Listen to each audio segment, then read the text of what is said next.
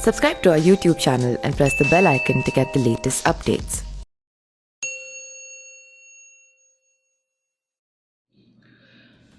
UP की Banda jail में बंद बाहुबली विधायक और माफिया डॉन मुख्तार अंसारी ने अपना वर्चस्व कायम करने और लोगों के दिल में अपना खौफ बनाए रखने के लिए एक खास गैंग मुख्तार D5 गैंग बनाया था।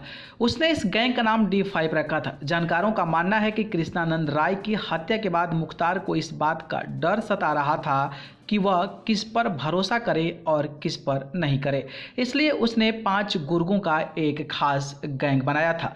मुख्तार अंसारी की D5 गैंग की चर्चा पूर्वांचल में उस समय भी काफ़ी जोरों पर थी, जब रेलवे के ठेकों को लेकर मुख्तार अंसारी और ब्रजेश सिंह की दुश्मनी की वजह से दोनों के बीच गैंगवार शुरू हुई थी। D5 गैंग में मुख्तार अंसारी के बेहद खास और करीबी लोगों को ही शामिल किया गया था। ये वो लोग थे जिन पर मुख्तार अंसारी सबसे ज़्यादा भरोसा करता था। D5 गैंग में 5 लोग कौन कौन शामिल थे?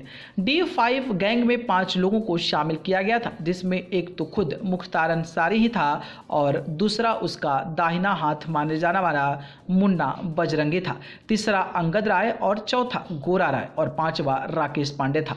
कृष्णानंद राय की हत्या के मामले में ये सभी 5 आरोपी हैं। हालांकि बाद में इस गैंग का स्वरूप और इसमें लोगों की तादाद बढ़ती चली गई, लेकिन इस गैंग का नाम फिर भी D5 ही रहा।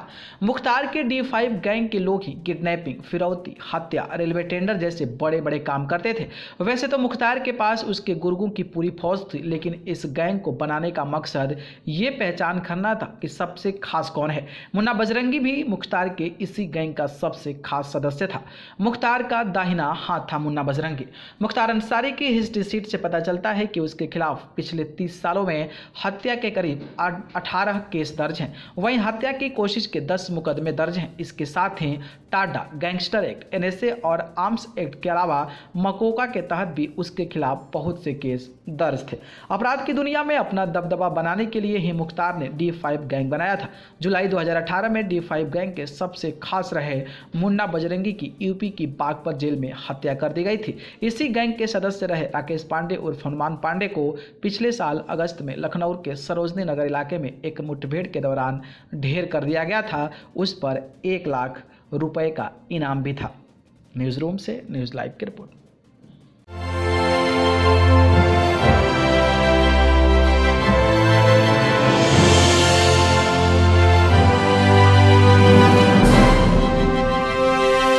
Subscribe to our YouTube channel and press the bell icon to get the latest updates.